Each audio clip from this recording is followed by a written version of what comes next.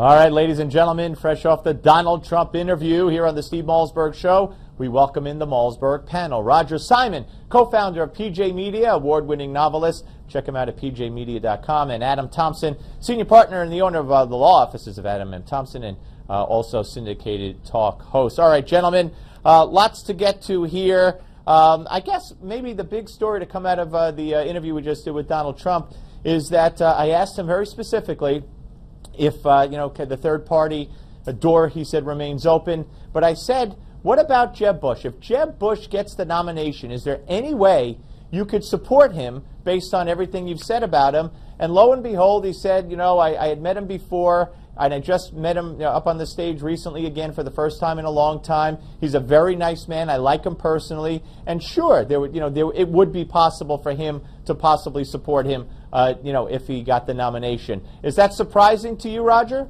No, because what Donald is using is leverage. He knows it well, and that's what he's doing. He's playing the game. I think in the end, I think he may well be the nominee, but if he's not, he'll fold in. I don't think he's going to go third party. Oh, so you just said you think Donald will be the nominee? I say it's possible.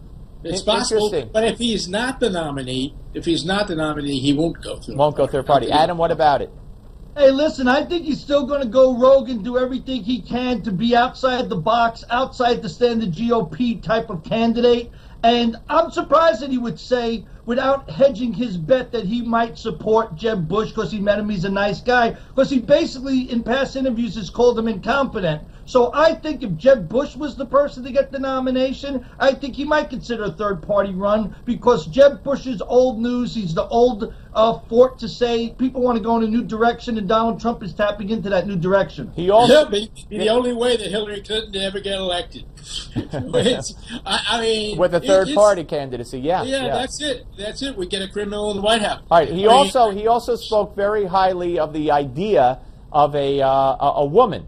And when talking about a woman as a VP, a running mate, and when talking about it, by the way, he kind of poo-pooed Jesse Ventura as a possible running mate, said he's a nice man, I've met him, but wouldn't say he ruled him out, but you could tell. But as far as the female possibility on the ticket, what he started saying was, you got to look for a geographical location where your running mate would help you, and he talked about how he likes Paul Ryan, but Romney didn't even win Wisconsin. And so I said, so you're talking about a female who would already be holding elective office as opposed to a Carly Fiorina. And then he talked about Carly, but he also pointed out some shortcomings.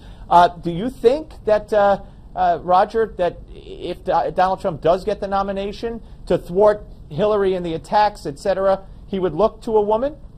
I'm sure he might. Why wouldn't he? It'd be stupid not to.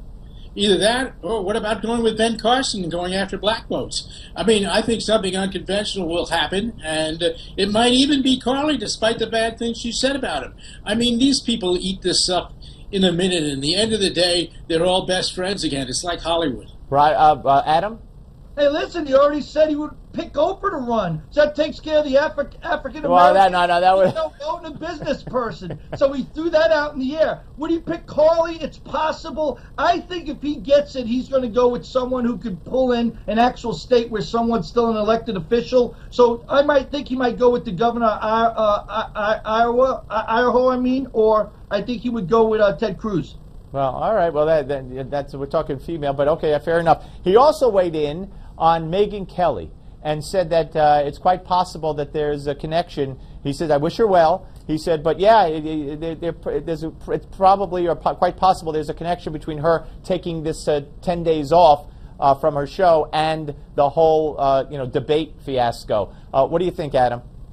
Yeah, I think there may be some truth to that. I mean, listen, when I watched the debate, I was shocked how I thought Fox really went after him, and it was really inappropriate. I thought the question out of the box was slanted to turn the audience and the crowd against him. It seemed like they had an agenda. It seemed like they wanted to promote and push Jeb Bush. And then the question that came from her. They seemed to be very personally attacking him, which they did not do to other candidates. And They had topics they could have went into the same way with those candidates. Roger, what about you?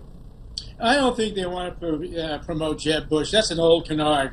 He's old news, and Fox is all about business. They want clicks. What about the Kelly? What about the Kelly connection? The Kelly thing, I don't think it's possible either. I think it's the end of August and everybody goes home. Okay. Including O'Reilly, All right, including me. I shouldn't be. Roger and Adam, I thank you both. Have a great weekend. All right, ladies and gentlemen, speaking of Donald Trump, of course, you know the hat that Donald has made famous at campaign stops with his Make America Great Again slogan. Now, you can get your very own Make America Great Again cap. It's a $25 value, and it's free with this offer. Just pay shipping and handling. Go to newsmax.com/TrumpCap or call 1-800-485-4350. That's newsmax.com/TrumpCap and get your Trump cap today. We're coming back.